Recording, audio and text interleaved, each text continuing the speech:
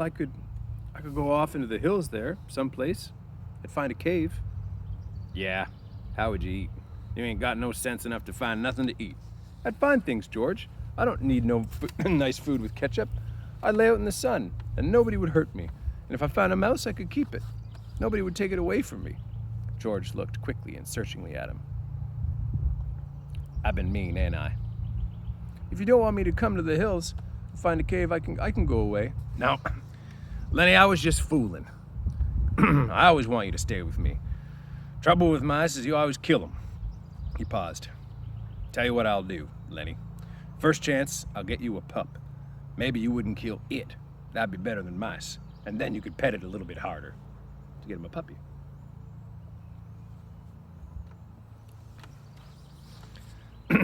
Lenny avoided the bait. He had sensed his advantage. If you don't want me, you only just go say so, and I'll go off into those hills right over there. Right up, and I'll go live by myself. And I won't get no mice stolen from me. George said, if you want to stay with me, Lenny, then Jesus, somebody'd shoot you for a coyote if you was by yourself. No, you stay with me. Your Aunt Clara wouldn't have you running off by yourself, even if she is dead. Lenny spoke craftily.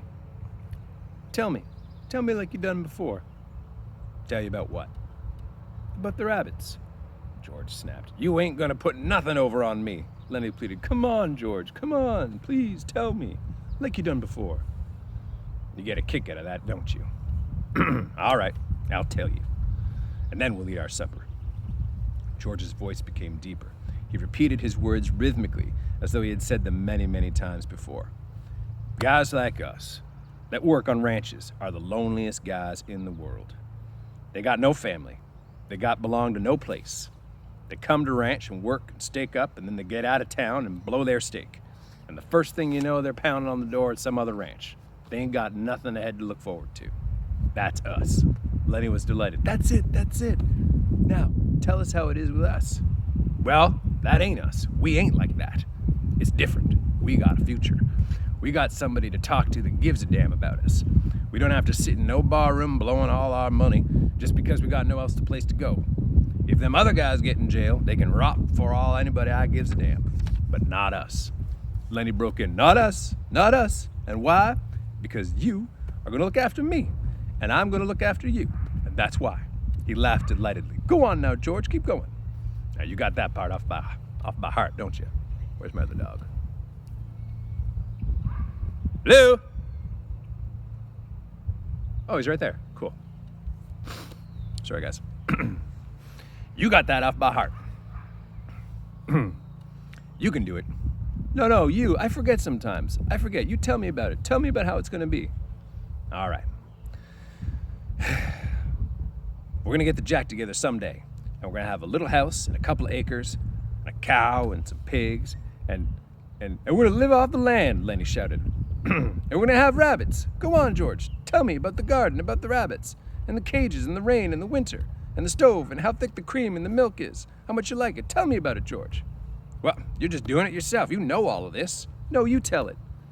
It ain't the same if I tell it. Go on, George. Tell us how it's going to be. Tell me about the rabbits. Well, said George, we'll have a big vegetable patch and a rabbit hutch with chickens. And when it rains in the winter, we'll just say to hell with going to work. We'll bundle up by a fire in the wood stove and sit around and just listen to the rain coming down on the roof. Nuts! He took out his pocket knife. I ain't got time for no more. He drove the knife through the top of the bean can, sawed off the top, and passed the can to Lenny. Then he opened a second can. From his side pocket, he brought out 2 spoons and passed one of them to Lenny. They sat by the fire and filled their mouths with beans and chewed mightily. A few beans slipped out of the side of Lenny's mouth, and George gestured with his spoon. What are you going to say tomorrow when the boss asks you a question? Lenny stopped chewing and swallowed. His face was concentrated. I ain't gonna say a word. That's my boy. That's fine, Lenny. Maybe you are getting better. When we get that couple of acres, I can let you tend to the rabbits all right, especially if you remember it as good as that. Lenny choked with pride. I can remember, he said. George motioned with the spoon again. Look, Lenny, I want you around here. You can remember this place, can't you? Right here. The ranch is about a quarter mile down that river. Do you remember that? If you want to find this place, you just follow this river. Sure, said Lenny, I could remember that. Didn't I remember about not saying a word? Of course you did. Well, Lenny, look, if we ever get in trouble again, trouble like you always done before, I want you to come right here and hide in the bush. Hide in the bush, Lenny said slowly. Hide in the bush until I come for you. Can you remember that?